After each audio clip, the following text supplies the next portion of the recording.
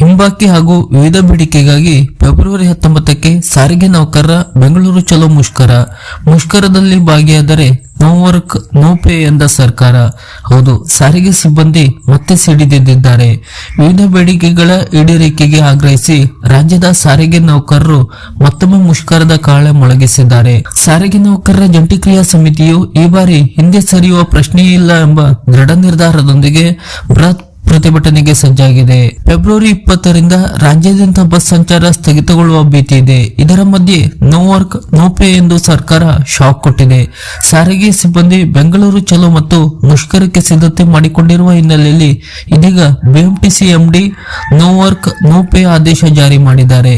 ಕರ್ತವ್ಯಕ್ಕೆ ಗೈರಾಗುವ ಬಿಎಂಟಿಸಿ ಸಿಬ್ಬಂದಿಗೆ ಬಿಎಂಟಿಸಿ ವ್ಯವಸ್ಥಾಪಕ ನಿರ್ದೇಶಕರಾದ ಕೆಬಿ ಶಿವಕುಮಾರ್ ಆದೇಶ ಜಾರಿ ಮಾಡಿದ್ದಾರೆ. ವಿವಿಧ ಬೇಡಿಕೆಗಳನ್ನು ಈಡೇರಿಸುವಂತೆ ಒತ್ತಾಯಿಸಿ ಮುಷ್ಕರ ಹಾಗೂ ಬೆಂಗಳೂರು ಚಲೋ ಸಿದ್ಧತೆ ಮಾಡಿಕೊಂಡಿದ್ದ ಸಾರಿಗೆ ಸಿಬ್ಬಂದಿಗಳಿಗೆ ಇದೀಗ ಬಿಗ್ ಶಾಕ್ ಎದುರಾಗಿದೆ. ಕಳೆದ ಬಾರಿ ಸಾರಿಗೆ ನೌಕರರ ಮುಖಂಡ ಅನಂತ ಸುಬ್ಬರಾವ್ ನಿಧನದ ಹಿನ್ನೆಲೆಯಲ್ಲಿ ಬೆಂಗಳೂರು ಚಲೋ ಕಾರ್ಯಕ್ರಮವನ್ನು ಮುಂದೂಡಲಾಗಿತ್ತು. ಆದರೆ ಈಗ ಫೆಬ್ರವರಿ 19ರಂದು ಬೆಂಗಳೂರಿನ ಫ್ರೀಡಂ ಪಾರ್ಕ್ನಲ್ಲಿ ಸಾವಿರಾರು ನೌಕರರು ಜಮಾಯಿಸಿ ಬೃಹತ್ ಮೆರವಣಿಗೆ ನಡೆಸಲಿದ್ದಾರೆ. ಅಂದು ಸಂಜೆ 4 ಗಂಟೆಗೆ ಮುಖಂಡರು ಸುದ್ದಿಗೋಷ್ಠಿ ನಡೆಸಲಿದ್ದು ಮುಂದಿನ ಹೋರಾಟದ ಹಾದಿಯನ್ನು ಘೋಷಿಸಲಿದ್ದಾರೆ. ಫೆಬ್ರವರಿ 19ರ ಪ್ರತಿಭಟನೆಯ ಬೆನ್ನಲ್ಲೇ ಫೆಬ್ರವರಿ 20ರಿಂದ ಕೆಎಸ್ಆರ್ಟಿಸಿ ಸೇರಿದಂತೆ 4 ನಿಗಮಗಳ ನೌಕರರು ಕೆಲಸಕ್ಕೆ ಗೈರಾಜರಾಗಿ ಮುಷ್ಕರ ಮುಂದುವರಿಸುವ ಸಾಧ್ಯತೆ ಇದೆ. ಒಂದು ವೇಳೆ ನೌಕರರು ಕೆಲಸಕ್ಕೆ ಹಾಜರಾಗದಿದ್ದರೆ ರಾಜ್ಯಾದ್ಯಂತ ಬಸ್ ಸಂಚಾರ ಸಂಪೂರ್ಣ ಸ್ಥಗಿತಗೊಳ್ಳುವ ಆತಂಕ ಎದುರಾಗಿದೆ.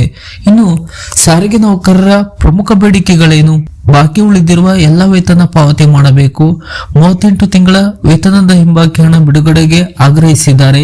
ಸಾರಿಗೆ ಸಿಬ್ಬಂದಿಯ ವೇತನ ಪರಿಷ್ಕರಣೆ ಮಾಡಬೇಕು. ಜನವರಿ 1, 2024ಕ್ಕೆ ಅನ್ವಯವಾಗುವಂತೆ ನೂತನ ವೇತನ ಶ್ರೇಣಿ ಜಾರಿ ಮಾಡಬೇಕು.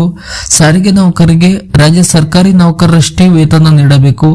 ಸಾರಿಗೆ ಇಲಾಖೆಯಲ್ಲಿ ಕಿರುಕುಳ ಮುಕ್ತಿ ವಾತಾವರಣ ನಿರ್ಮಿಸಬೇಕು. ಕೆಲಸದ ಅವಧಿಯಲ್ಲಿ ಅಧಿಕಾರಿಗಳಿಂದ ಆಗ್ತಿರುವ ಕಿರುಕುಳವನ್ನು ನಿಲ್ಲಿಸಬೇಕು ಎಂಬುದು ಸಾರಿಗೆ ನೌಕರರ ಪ್ರಮುಖ ಬೇಡಿಕೆಯಾಗಿದೆ. ಈಗಾಗಲೇ ಮುಷ್ಕರದ ದಿನಾಂಕವನ್ನು ಕೂಡ ಪ್ರಕಟಿಸಿದ್ದು ಇಲ್ಲಿಯವರೆಗೆ ಸರ್ಕಾರದಿಂದ ಯಾವುದೇ ಪ್ರತಿಕ್ರಿಯೆ ಬಂದಿಲ್ಲ. ಇನ್ನು ಮುಂದೆ ಸರ್ಕಾರದ ಯಾವ ಪ್ರತಿಕ್ರಿಯೆ ಬರಲಿದೆ, ಹೋರಾಟ ತಡೆ ಹಿಡಿಯಲು ಯಾವ ಕ್ರಮ ತೆಗೆದುಕೊಳ್ಳಲಿದೆ ಎಂಬುದನ್ನು ಕೂಡ ಇಲ್ಲಿ ಕಾದು ನೋಡಬೇಕಾಗಿದೆ. ಸಾರಿಗೆ ನೌಕರರ ಈ ತರದ ಹೊಸ ಅಪ್ಡೇಟ್ ನ ಮಾಹಿತಿಗಳಿಗಾಗಿ ನಮ್ಮ ಚಾನಲ್ ಅನ್ನ ಸಬ್ಸ್ಕ್ರೈಬ್ ಮಾಡಿ ನಮ್ಮನ್ನು ಕೂಡ ಬೆಂಬಲಿಸಿ. ನಮಸ್ಕಾರ.